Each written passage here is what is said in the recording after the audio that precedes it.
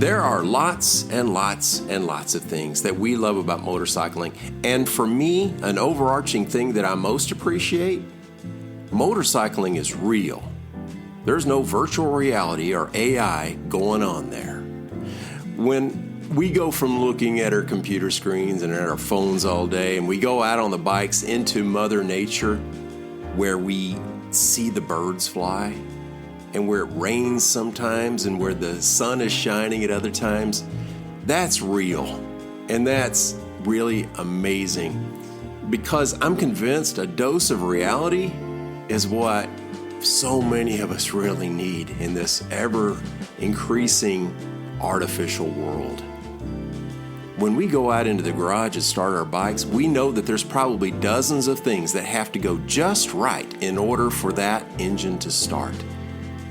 Maybe it's the extra layers of complexity, the oil, the gas, the rubber and the steel, all working in harmony, that attracts me to gas-powered motorcycles, maybe more so than electric ones.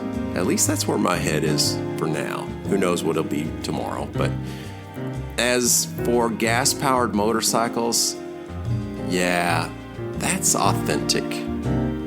That's real.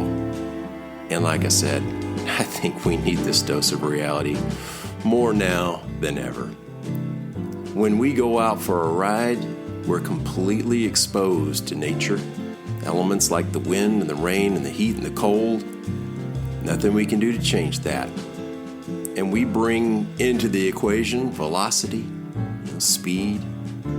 Experienced riders like you and me know that you wear the right protective gear so that you can be out there in the rain and the wind and the heat and the cold. But there's nothing really artificial about that. Realistic, let's call them maybe imperfect experiences, are important too. Your ride may not go as planned. Maybe you find that the one and only gas station way up in the mountains that you've counted on to fill up with gas is temporarily shut down because an overactive tourist pulled away from the pump with the handle still attached. Yeah, that happened to me recently. Or you discover that you got a slow leak in a tire.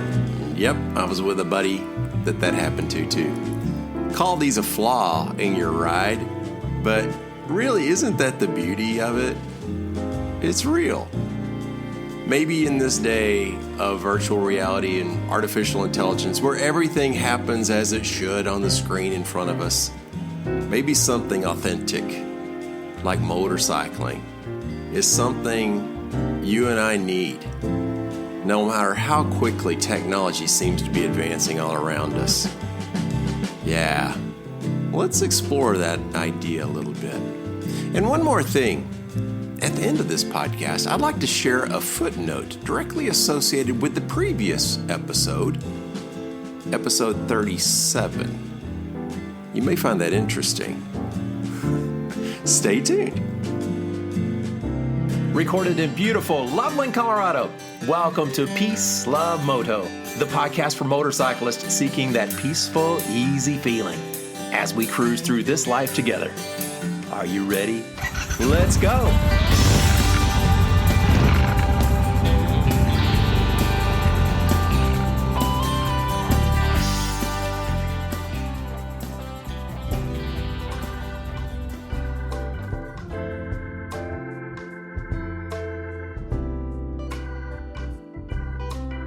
I like YouTube. You can see, hear, and learn about almost anything on YouTube, it seems like. I have this YouTube Premium account that I pay for every month. And you're probably saying, hey, Ron, don't you know that YouTube is free? And I say, yes, but I don't like commercials. And with Premium, you don't get commercials. I despise commercials. So I just pay a little bit extra every month so that I don't get commercials. I enjoy watching YouTube for lots of reasons, but probably the primary one is it seems quite real. Created by individuals, for the purpose of sharing with you and me. And if you've not already listened to episodes 27 and 28, check out my interview with Rob Hamilton, who has this massive following on YouTube for his Moto camping videos. I watch Rob's stuff Without saying a word, Rob records the sights and the sounds of motorcycle camping adventures in his home country of Australia.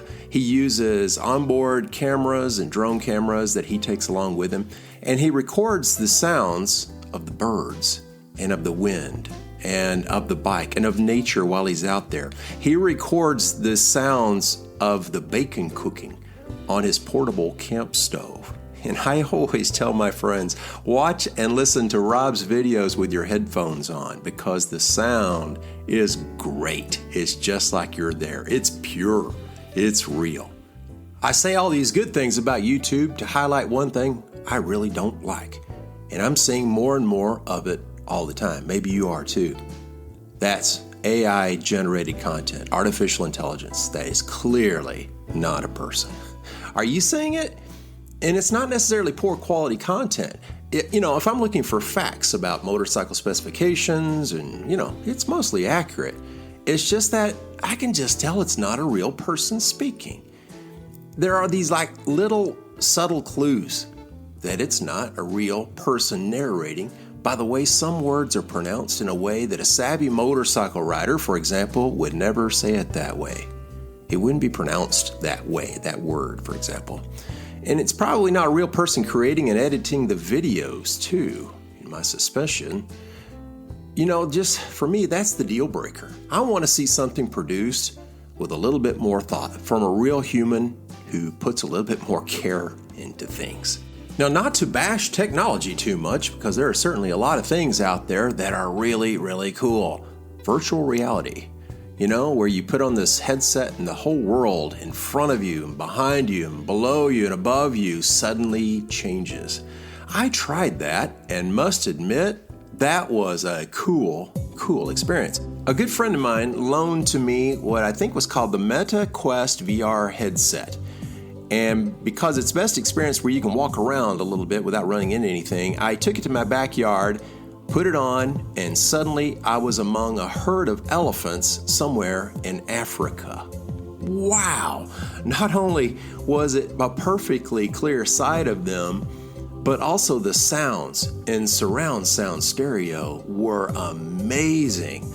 The elephants were not only right in front of me, but as I turned my head to the right, there they were. More elephants. And then I turned to the left, more elephants. And when I looked behind me, there was a guide with a gun in his hand. It was my virtual guide there in Africa. This was real video. That was a real person videoed behind me. And it was amazing. As I physically walked around my backyard just for a short distance, I was moving around with these elephants. That was just really, really cool. But what was so mind-boggling was taking the goggles off and having my head blown again with the realization that I was in my backyard the entire time. Oh man, that was incredible. Back to Rob Hamilton. And in the part 1 of my interview with Rob, which was episode 27, I screwed up badly there. And Rob laughed and insisted that I keep that screw up in the podcast, which I did. So if you're interested in that, check out episode 27. It was just a short time later when I was watching a YouTube video on how to be a good podcast host, because I'm trying to be a good host. The interviewer said, number 1, be yourself, mistakes and all. Well, I'm probably setting a pretty good example for that. Mistakes at all. Yeah, I go back and edit when I mispronounce something or I get way off topic. I'll go back and edit it every once in a while. But most everything that you hear is just, me, just things that I've written.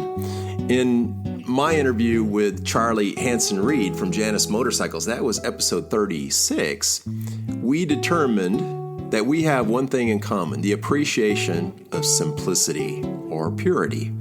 And that things that are real are really important. And maybe we just called that genius when you finally realize that. As Charlie described how their custom motorcycles utilize parts that are handcrafted by the folks in the local Amish community, I still find that so cool. The same folks that use horse and buggies to get around are crafting these motorcycles. You can't get much more pure and real than that. Back to YouTube, another person that I enjoy following is a show called Itchy Boots. It's a very real video series created by a solo traveler named Norley. And as she rides her motorcycle around the world, she does all of her own videoing and narration, live as it happens. And it's just very pure, very raw, and that's what makes it so great. She has this massive following.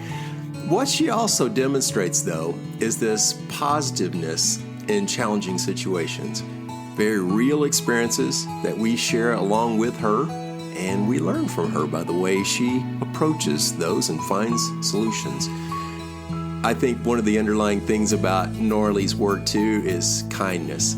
She's so extremely kind to everyone that she seems to meet out there, at least what we see on video, and just has a smile and like, hey, we'll get through this. I would love to have Norley on this podcast someday. I'm trying to track her down. So I think just like you, when I ride, I'm trying to keep it as real as I can. I'm trying to stay undistracted, being in the moment, like we've talked about and discussed in the mindfulness episode 36. Sometimes I'll have my cell phone mounted to the handlebar, but lately I haven't been doing that. I just keep my phone in my pocket, out of sight. I seldom even listen to music anymore when I ride. I so enjoy just hearing the engine, hearing the wind. And if someone says hello to me at a gas station, I just want to be able to hear them right away. I don't want to seem too distracted. I was reminded just this week about the beauty of this real experience we have with motorcycling. My wife and I attended a film festival featuring 10 short films about different motorcycling experiences, motocross, stunt riding, touring, and even personal transformations associated with riding bikes. And it was sponsored by this organization called Vana, and I'll put a link to that in the show notes. Anyway, what I didn't see in these 10 short films was virtual reality, or really reflections on any kind of artificial world. It was just real humans having a real human experience associated with motorcycling. It was real joy that I kept seeing over and over again, and it was beautiful. So for those of us fortunate to have a motorcycle in the garage and the ability to ride it, wow, aren't we lucky? We've got to remind ourselves of that all the time. We are so fortunate. I think that riding is not only an escape from reality, maybe riding actually returns us to reality. It returns us to reality. And for that, we can be really, really grateful. I mentioned at the beginning of the podcast that I had a footnote, and here it is. Episode 37, last time, was called Staying Healthy and Thinking Like a Hippie.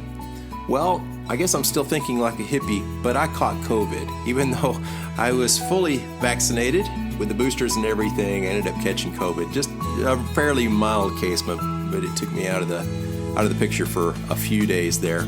So again, it was just a reminder, though, to how very, very fortunate we are to have our health and to be able to ride. And I know I'm going to be back on the bike again real soon, but just wanted to throw that in. Again, I always appreciate you listening, appreciate your feedback. Send me an email at ron@peacelovemoto.com. And until we visit again, I wish you peace, I wish you love.